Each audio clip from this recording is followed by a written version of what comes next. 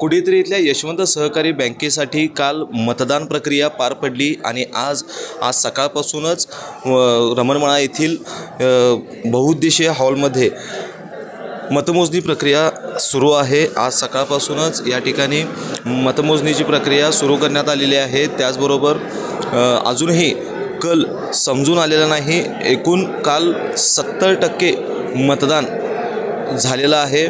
गगनबावडा, करवीर, शाहूवाडी, पन्हाळा त्याचबरोबर कोल्हापूर शहरात देखील जवळपास 300 सभासद असलेली ही बँक, या बँकेची निवडणुकी प्रचारादरम्यान सत्ताधारी आणि विरोधकांमध्ये जोरदार चुरस पाहायला मिळाली।